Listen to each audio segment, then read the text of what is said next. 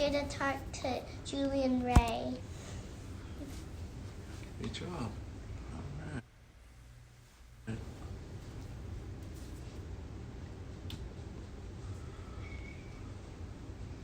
Oh, somebody is. We're just waiting for Julie and Ray. Oh, the fridge. There they are.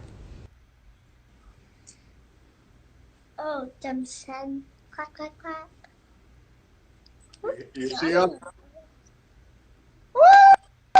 Again. Hey guys. Hi, Hi. Mila. I have a My princess girlfriend. a guest here that wanted to see you guys and say hello to you guys. Hello, my Hi. favorite princess. How are you? Good. No mask today. Much better? Yeah. Yeah. The masks are really stinky. I just got to say. They're super not fun. All right. Say bye. Bye. Hi, Mila. Mwah, love you. Love you. Hey guys, how we doing? Good. How you doing? Good to see you. Nice to see you as I Great well. love to you. see you. At least we're able to see you through the phone. Yeah, absolutely. So I wanted How to long has it been? How long has it been? Like maybe 3 months or so? No. Yeah, We saw you right before the lockdown true. at Anchor True. Lodge. Yep, we Oh, saw in okay. Eva Maria, right? Yeah. Yes. Yeah. Yeah. It was. Was it Ave or was it What's Ave? Ave? It was Ave. Okay. Yeah, yeah. Ave. Well, I wanted to start just by telling people a little bit what I've been doing here for the past 4 weeks, and then we'll get to you guys.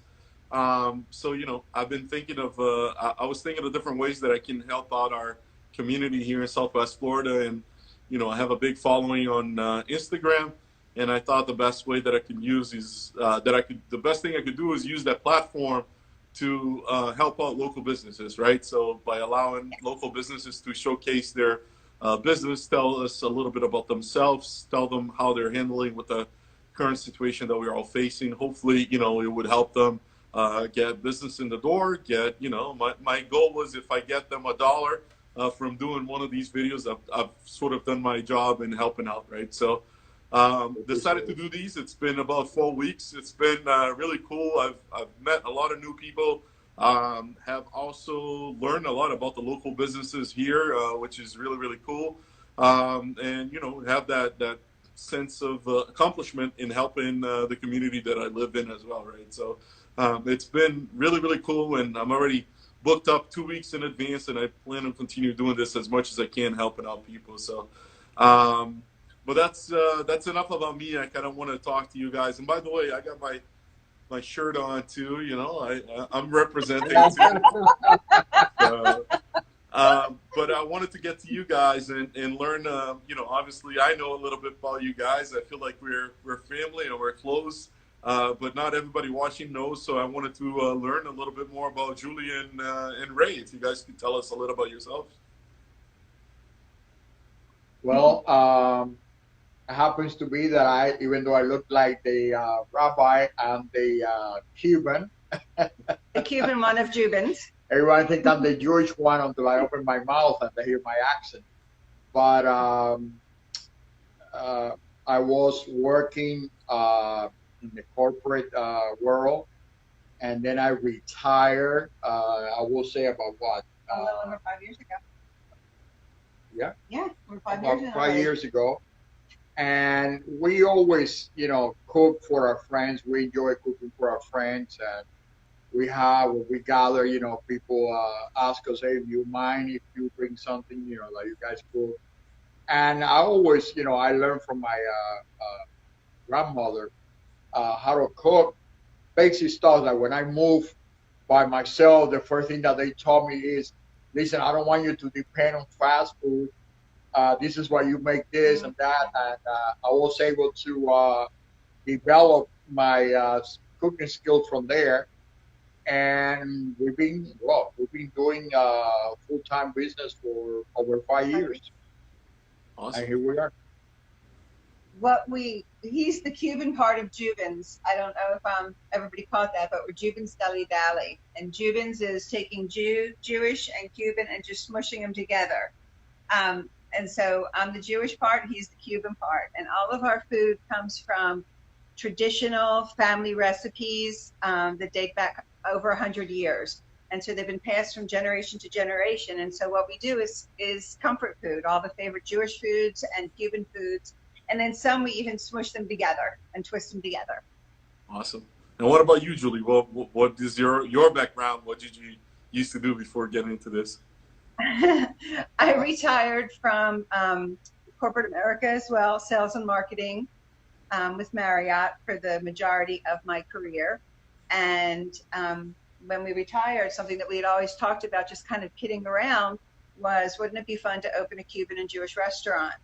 Well, to open the restaurant would have taken up way more than we wanted to spend. So we said, hey, let's open a food truck and see how it goes.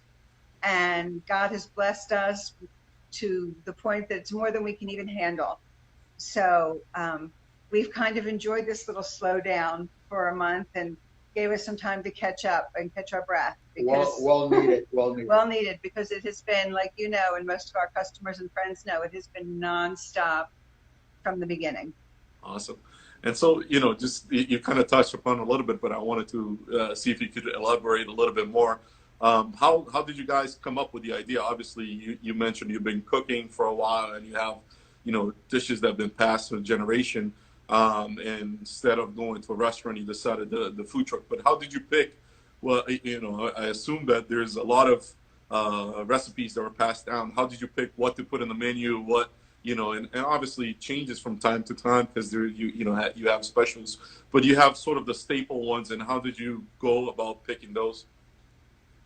Well, on the Cuban side, of course, Cuban sandwich. Roast pork. The roast pork, drum plantains, the traditional Cuban ropa vieja, and those are the things that I learned, like I mentioned earlier, to my grandmother. But they became signatures. You know, we make them, and people like them so much that we have to keep it on the menu. And that's how my side of the Cuban menu got established, you know, with the signature. And once in a while, we introduce something, you know, new within the Cuban cuisine. When this all started, it was supposed to be really simple. I make my great-grandmother's recipe for pastrami, because pastrami actually started over in Europe. And the reason it became so popular is because the meats back then were not the same cuts of meat that we have now. And so they would brine those meats for weeks or days to make them softer and more tender. And then they would slow cook them for a really long period of time to make them more tender and more palatable. The flavors and the seasonings all remained the same, just the meat cuts got better over the years. So because I make her recipe, which is what we call on the menu circa 1899 hot pastrami, because that's the year that my great-grandparents and my grandparents came through Ellis Island.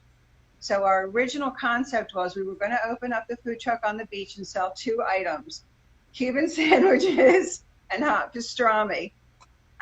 It went awry, and little by little, very quickly, all the other stuff started adding in, the chicken soup and the pastrami and the corned beef and all the Cuban things that Ray was talking about. And then we started just melding together some of the recipes and twisting them. And like the Jewbans sandwich. Yeah, the Jewbans, which is one of our signatures. It's not on the menu board, but everybody who knows us knows it's always on board if they want it, which is our full Cuban, the Miami in the House. And the Miami in the House is a pound of meat. It's massive. And it's on a 9-inch Cuban bread. And the Cuban bread that we get is very special. It comes from a 103-year-old Cuban bakery, and we have it shipped to us fresh every other day. And so we take everything that goes in that, and then we also add in the pastrami. So you have a half a pound of pastrami, and you have a pound of all the other meats that go into our Miami in the House, and then it becomes the Jewban. So it's a jewel breaker. It's massive. Yeah. I mean, I don't think you have any dish that is not big, right? Like everything is, it's I don't We know if have I a get the food VIP treatment, control but issue. everything that I've gotten, it's a lot of food. And even, you know, you're talking about the pastrami. I had mentioned to you that I hadn't really tried pastrami before. I wasn't sure if I liked it or not. And after I had it, I went back for more, right? Because it was that good. So obviously, I'm a big fan, and I think I've tried about everything in the menu now, and there's nothing I don't like from the menu. The other one, which is the one that, you know, we got a special delivery from you guys yesterday, is the mojo chicken, right? So It's good to be a VIP. It's good to that be is a you know, VIP. I felt very special because I don't think a lot of people in Naples is getting that treatment. So No, No, not too there's many a people. small handful. The super awesome. VIPs. I'm very glad to be part of it. But if you guys could tell a little bit about that one too, because there's actually an interesting story to that one as well, right? How it came about. But to me, Yeah. that's, you know, it's my wife's go-to. She loves it, but I also love it, right? So it's absolutely delicious. If we go anywhere without the mojo chicken, it's a mutiny. It started, we were prepping for an Alzheimer's event. We were, and this sounds funny, but like the official food truck for Alzheimer's fundraising in 2016 and part of 2017, right before we moved here.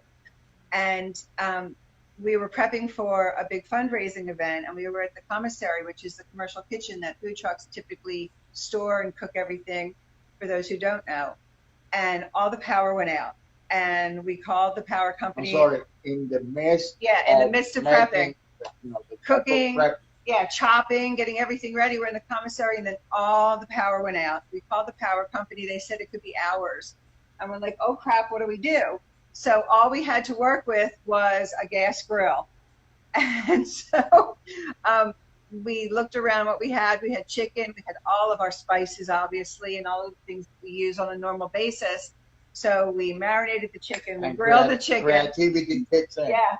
And then we started chopping it, and we added in the cilantro and the onions and all of our spices that go into it. It's probably everything in the kitchen. And we served it over rice and topped it with black beans, and then Ray's special green sauce, which has become almost famous. And it was a hit from that moment on. And people were like, you have to have this all the time. You have to have this all the time. So we're like, okay. So it's kind of taken on a life of its own, and it was just a happy accident. Awesome, and it's definitely one of the, it's absolutely delicious. There's nothing like it. It's very good. Thank you. I wanted to ask you guys, you know, over the years, and you know, if you go into your website, or even if you just you know, go through the Instagram, obviously you got a lot of publicity for being a great food truck and something unique, right? Because not to discount other food trucks, but you have something very unique that there isn't. I haven't seen, at least in our area here, something similar to what you guys have, and you made a mix that really went really well, and you know, people appreciated that. How has that been? Like, sort of, you know, going from what you said, where you expected to have two sandwiches, where, you know, you're only going to have two sandwiches, to a point that, you know, you're required to be in places, and you're required to have certain dishes, and, you know, obviously, you know, you're in the media and you're all over this place. Like, did you ever imagine that this would happen? Never in a million never. years. No. Never in a million years.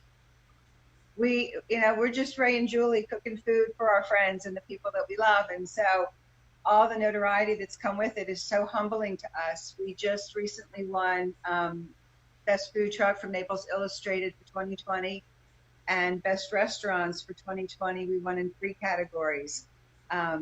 Best Food Truck, and that the best restaurants is national, actually. And that was Best Food Truck, Best Cuban Food, and Best Deli. And so when we got that notification, we were stunned, silent, because we didn't even know about it. And the Naples, I'm sorry, we were not even aware that such a awards were taking place. And so wait, I'll jump out of the picture real quick. I'll read pops. So for us, it's been overwhelming in the sense that we never imagined that something like this would happen. Very This cool. is another awards. That's awesome. And then that one. And we didn't even know. This is one of the, let me point out that this is one of the new Jewbans member of the menu, which is the pickle In a pickle. in a pickle, which is a pickle sandwich. Well, very cool. We rolled that out last spring, and it went like wildfire. So we make our own pickles, and we find these great big pickles to start with, and then we cut them, hollow them, and stuff them. Awesome. So it's been a great ride so far, from what you expected to do with two sandwiches to kind of be winning awards right now. It's been a great ride. And what do you have in store? What's the plan for the future? I mean, is it to keep it as it is, or to grow to what is your goal? Well, we have reached a point, Felipe, where we have outgrown the food truck, which is a good thing. Before all this happened with the pandemic, we were in the process of looking out for a small brick and mortar for us to be able to, per se, expand our menu, because in the food truck we are kind of tied down. We cannot really make what we really would like to offer or to serve. And the pandemic hit. I mean, literally the week before, we had just found a space, and we've been looking for a space for a while. And literally, like a week before the shutdown, we found a space. So, thank heavens we didn't get that far into it yet, because It would have been a disaster. But that's our plan going forward, to continue. Hopefully, we'll be blessed to be able to continue that. But that's not to say that the food truck will no longer, Oh, it'll still exist. Yeah. We can't turn the food truck off.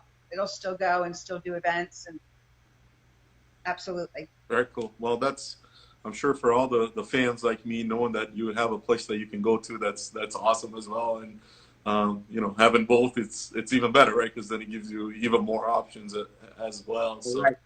I wanted to ask you, because you started talking a little bit about the pandemic, and how it affected you in that perspective, that you kind of stopped the process of expanding.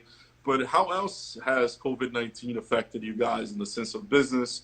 In the sense of have you slowed down? Are you still doing events? Are you still going to places, or is it something more, it has slowed down a lot for you guys?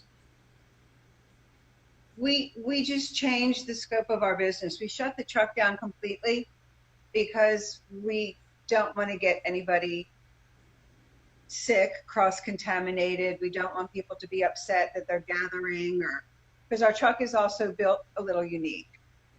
Anybody who's been to it knows there's a little VIP section to the side where there's a window and people sit and hang, and people always seem to congregate around the truck. And so, and it's an open, it's all open. It's an open truck. It's all open. It's not just the window. So because it's so open, people are used to hanging with us and just being part of it. And so we wouldn't be able to do that. And that's part of what we do. It's about kibitzing and laughing and having fun with our peeps, and also safety is a big feature. Sorry, not a big feature, a big factor. We don't want anybody to hand us money that, God forbid, was sick, and then I give that change to somebody, or there were too many risks. So we completely shut the truck down. We had it sanitized from top to bottom, and it's locked. After this all clears up, we'll go back to the truck, obviously, but what we've been doing is catering, just private catering, mostly corporate, and we do box lunches. And so when office calls, they place an order, 20, 30, 40, 50, 60, 100 people, and we deliver it. Awesome. And that's cool, because you still get to, if you're really looking for, you can still get your food, right? Which is awesome. And then, when you get some of those deliveries, sometimes you stop by my house and drop it off too, which is great too. So,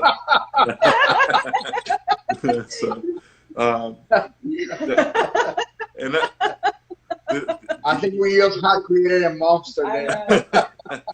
I'm like almost addicted to it. You know, I eat the food when I don't have it. So I wanted, I wanted to kind of bring something up, and it's not so much a question, but I guess a compliment to you guys. That something that you brought it up. You said people tend to stick around the food truck and be around you and talk, and as a customer first before we became friends. I think that was part of what drew me into you guys. I felt welcomed. I felt like family. I felt like you truly, genuinely wanted to get to know me. Wanted to not just sell me a plate of food and move on. No, you wanted to kind of take me in, and you made me feel that way. And I think me and my family, we keep going back for that, right? For that interaction, for that conversation, for the different things that we have. And even sometimes, many times I went to you guys and I said, hey, listen, I'm trying to watch what I eat, but I just can't help but going and Good luck with that. hang out with you guys, So I think that's I wanted to extend that and want people to know. I wanted to say thank you, first of all, but I want people that are watching to know that you get that with it too. It's not just great food, not large portions, not just unique food, but you get like a family feeling to it, people that are going to treat you well and bring you in and make you feel at home. So, if you haven't had that experience, have that too, because you're going to get that as well, I'm sure. Thank you. Thank you so much. Go ahead. No, I was going to say, that's humbling. And also is part of what we do and what we are, to make people feel like it's not just a number. When people come to our truck, we call them by their names. We know who they are, especially when they become our customers. And that's something that people like yourself tell us that they make them feel very comfortable. Yeah, absolutely. And but you can definitely tell that you're not just another customer. I mean, you go, you hand delivery things, you look for people, you bring them by their names, and it's. I think that experience in itself attracts people more and more into go and see you guys as well. We, from the get-go, it's just our personalities is how we are. Right. Our cultures are both about food and family and fun and friends, and so it's just it comes, it's nature. It comes natural to us. And so when people come to our truck, even when we designed the first one before it was wrecked by a hit-and-run driver on the highway a couple of years ago, we designed it so that it was all open. So everything opened up 3 ways. And so people got used to hanging around the truck on all sides. We found out that it was probably the biggest mistake we ever made, because when we're busy and we're trying to cook and we're trying to take orders, not the biggest mistake, but the inconvenient mistake. We're busy and doing things, and everybody's hanging out and they want to chat and they're asking questions, and we're trying to cook. So in hindsight, was it the brightest move for being efficient? No. But is it what we wanted it to be? Yes, because we wanted everybody to feel like they were hanging out in our kitchen. Right. That was the point. Yeah. So, and again, and our truck is full of all kinds of things. It's not like a regular food truck where you see just the walls. There's pictures and camaway signs and things with our customers and stickers and magnets and things. You brought us some even. Our customers bring us stickers from where they go, and so it's like a kitchen in a house. Awesome. And I wanted to ask you guys too, in regards to some of the specials that you have. You kind of talked about the main sandwiches or the main food that you have, but from time to time you will have specials, like obviously you have like dessert too, that are specials that my family loves, and every time we go, I think I'm buying one for myself, but I end up never eating because my kids eat before I do, all the stuff. But what are some of the other things that you going back to the menu a little bit, some of the special things that may not be on the menu all the time, but that you try to incorporate? And I've seen it in parts where I went to the food truck to see you guys, and Ray said, hey, I'm trying this out today, check this out, it's something new that I'm trying. What are just some of those things so that people can kind of have something to be excited about, or too, some potential things that are different? Well, I remember that we tried the stuffed avocado with chicken or roast pork or shrimps. So it was the rice, in the case with the roast pork, it was like having a bowl, which what happens to be the avocado stuffed with the ingredients that I just mentioned. And also we have uh, the uh, the steak with we try different things. Oh, the steak as well. You've done The steak casserole, which is a steak with on a sauce over rice. Ooh, very, little Havana. That's the one I was trying to mention. I'm sorry. No, it's all right. Little Havana, which happens to be the Cuban sandwich with a palomilla steak inside, and topped with potato sticks. We also have the shrimp casserole, which I don't do very often because I don't like to have seafood. When we do, like, for example, a brewery, I don't like to have seafood there on the warmer. You know what I mean? If it's something that moves, I don't mind, but I don't like to have seafood on hold. Well, that's one of the things that is very appealing. A lot of people love that. So, like I said, our hands are tied down, Felipe. We have a small brick and mortar. The sky's the limit. That's what I was going to say. So you're somewhat limited for what you can have in the menu based on, space and based on the things you do. But if you have a physical location, then some of those things that are special now could become regulars on a menu as well. Croqueta sandwich, tostones, stuffed tostones, so many things. Stuffed tostone, there's so much stuff that we like to do. When Oil Well Craft Beer, their first year of operation, we tried something there with them. We tried to do Sunday brunch, and it just something happened with football that year. There was some kind of a strike because we were doing it for football season, and there was like a revolt against the football. Yeah, they were boycotting. I don't know if you probably remember that. The NFL or something? Yeah, the NFL. Because we were trying to do like a Sunday brunch in football, and we had so much fun there. There weren't enough people because people were boycotting football. But those who came, it was great because we got to do breakfast and brunch stuff, which we never get to do in the truck. And there's so many great Jewish and Cuban chicken and waffles. Yeah, we were making chicken and waffles, roast pork and waffle. So another thing that I was gonna say is we also roast 2 pigs for Oil Well. So we did an outdoor event where people were able to see 2 whole roast pigs. So like I said, there are many things that we can do. What if we have more space? So we cannot do that in the truck. Yeah, it's hard. So that's why we just feel like it's time to move on to more space that we can do more of what we get. At least once a week, people ask us for knishes and ask us for chopped liver and all of those Jewish deli things, white fish salad. And it's really hard to do that on the truck because it has no shelf life.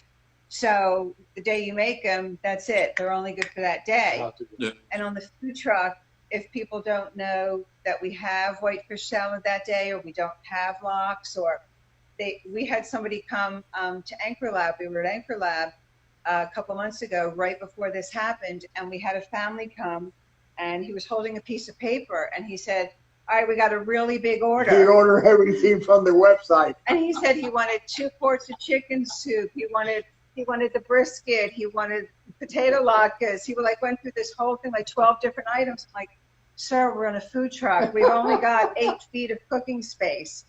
So he was like, oh, so you don't have all that? So we're like, no, we don't have all that today. I'm so sorry.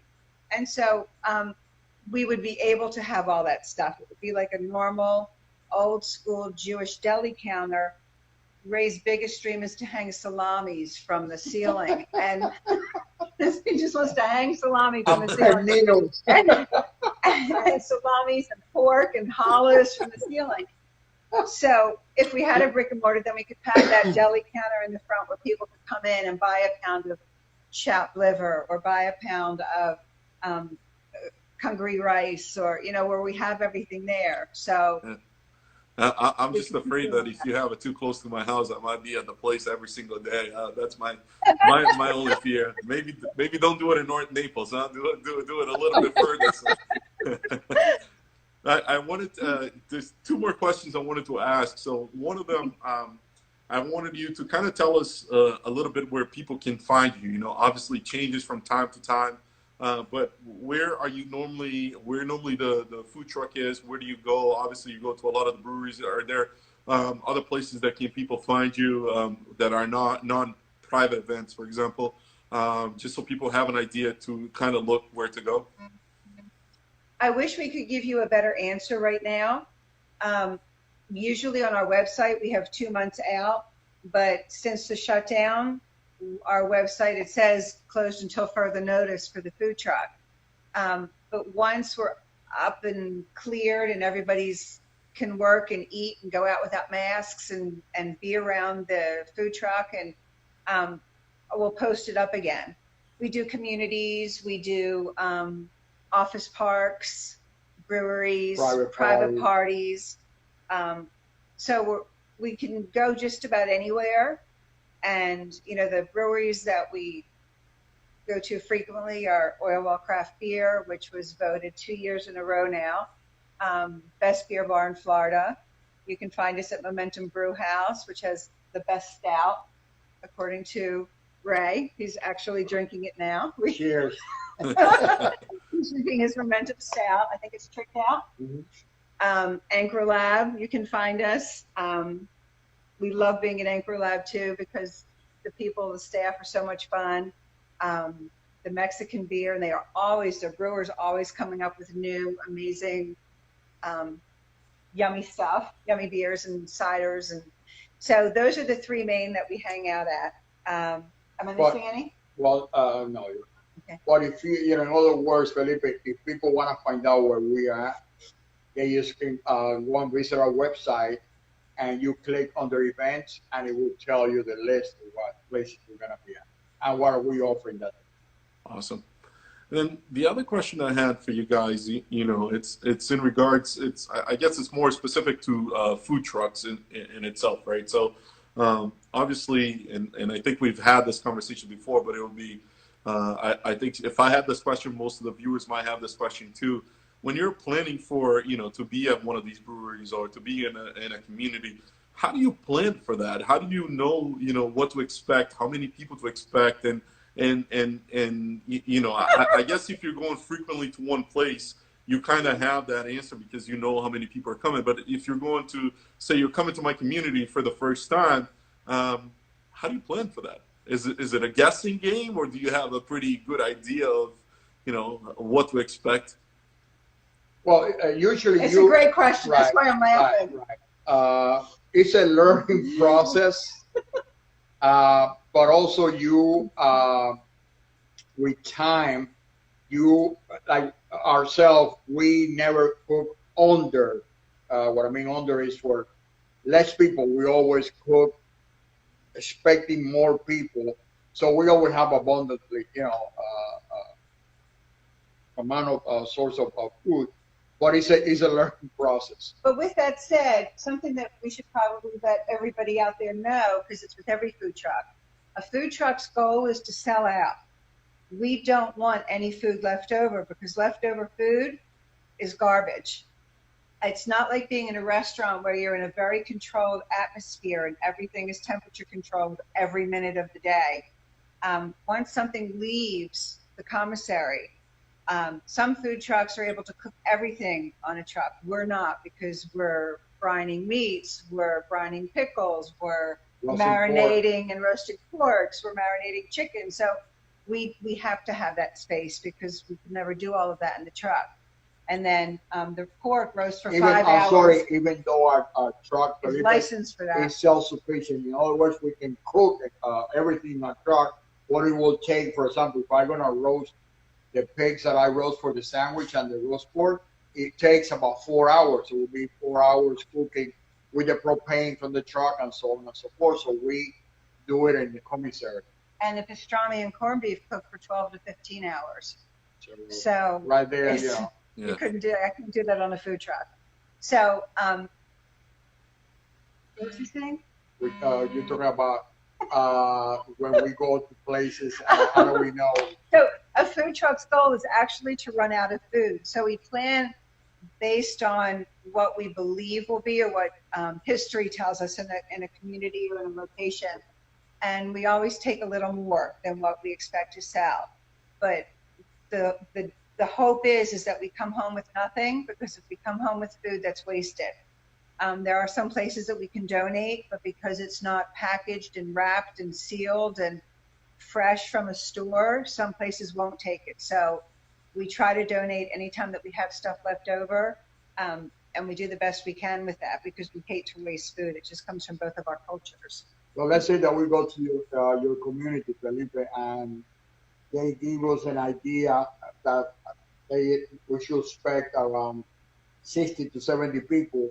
Well, we don't cook for 60 or 70 people. We cook for 90 people. So we always have extra food.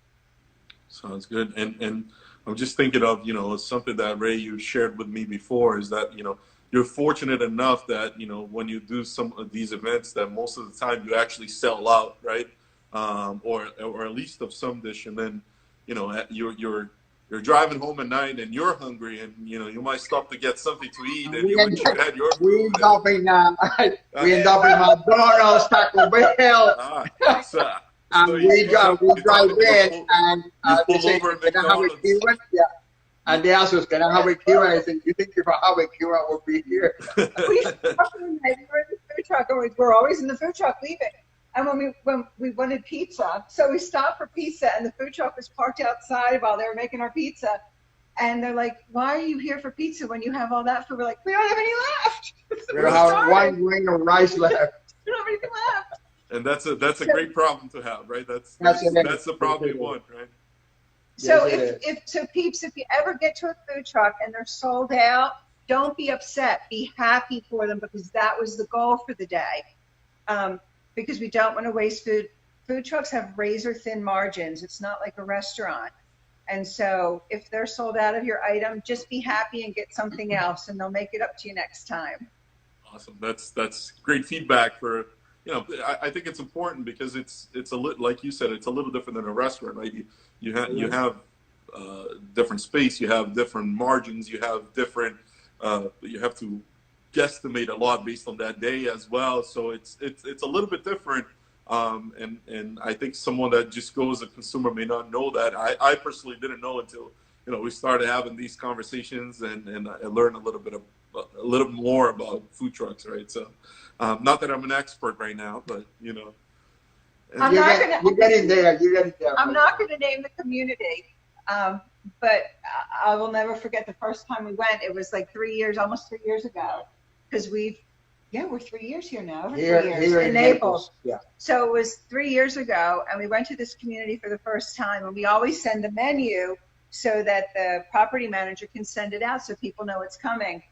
And we got there, and as we pulled up, there were over 60 people just standing in line at nothing, just standing in line waiting. And we pulled up. Are you ready yet? Are you ready yet? Are you ready yet? Yeah, and they didn't know that we had to set up. They didn't know we had to turn the burners on, open the flaps, get the silverware. And they were like ready to order. And so 60 people, and then people kept coming, and we had no idea. So when you're in a situation like that, also the food takes so long to come out, because there's 60 of you. There were 2 of us that day, because we didn't know what to expect. And then from there, we knew when we went there, it couldn't be just the 2 of us. We had to have the 2 of us and somebody else taking orders of money. And we had to tell people, space it out. If you all are here at 5 o'clock when we start serving, you're going to end up waiting, because each order takes a few minutes, up to 10 minutes, depending what you're getting. And because we make everything fresh. So that's why we laugh so hard when you ask that question, because it's just haphazard crazy. And then you got 60 people standing there wanting food. And You know, we haven't opened our truck yet, and people are knocking at the door. We are inside setting everything up, and I open the door. Can I help you? Yeah, can I give you my order and come back later? You know. It's a lot of funny stuff, really is. Yeah. It's a lot of funny stuff that we can find on a regular basis. That's awesome. Well, guys, I wanted to, we're coming to the 30-minute mark, I think, or probably even more. But I wanted to, one, let you guys kind of give a message to all your fans, because I think you have fans out there. You know, you have more than followers. You have fans like myself who gladly wear the shirt, will help out, will come here, will follow you guys. I feel like a groupie sometimes. Wherever you guys are going, I'm following you guys. Don't feel bad. We love stalkers and groupies. So I wanted to give you guys the opportunity to send a message to them out there too, but also to tell us, you know, where people can find more information, your website, social media handles, so that people can look you up as well. Okay. Go ahead. Our website is www.jubansdelidally.com. It's actually right here behind us. Awesome. And you can find us on Facebook at Jewbans Deli Dally, and Instagram at Jewbans Deli Dally. And Dally, for those who don't know, it is not Dale, although it's okay if you want to use the word Dale. We're going to let Felipe tell you what Dally is, because it is his son's first words, I think. I should have had him up here to say Dali, right? So. Well, Ray, you can correct me if I'm wrong, but it's a Cuban saying of "let's go," right? Like Dali. Right? That's it. It's cool. Let's go. Yeah, Dali. Yeah. So that's that was the first words that my son learned how to say, was Dali, and it was Dali. I love when you guys get in a truck and the first thing, hey, Dali. That was so fun. You watch a lot of Pitbull, because I watch a lot of Pitbull, and Pitbull says Dali a lot, so that was his first word. So let me just I have a question here for you guys, so I want to see what the question is. Okay. It says, what's your favorite Jewish and Cuban meal? Oh, that's a hard choice. Well, we would start out with chicken soup with matzo balls. Right. And then I would have roast pork, definitely. A roast pork with either congri, which is a blend of rice and bean cooked together. A lot of people talking about the congri, a lot of people are used to the congri that is dry. The way I learned how to make it is moist, which is very pleasant. For the roast pork, either with congri or white rice and black beans, and drum plantain, which is a ripe banana, or tostones. So everything. Drum plantains, I'm sorry, actually were a happy accident also. Right. We were catering at a winery in St. Pete, and we were doing this special event, something that they did every year, and their wines were amazing. Florida, Orange Groves Winery, something like that. I can find it and send it to you. Anyway, they have all these amazing flavored wines. She said, do you think you could infuse some of our wine into the food for the event? And we're like, heck yeah. So she sent us home with a case of all different flavors, and we started experimenting, and drunk plantains were born. But we can't tell you what's in it other than one of their wines and then some other secret stuff. I already tried to get that information out of Ray, and he said, listen, Felipe, we're friends and everything, but that's a secret I would never share with you. I will have to kill you. He said he would have to kill me if he tells me. So. Right.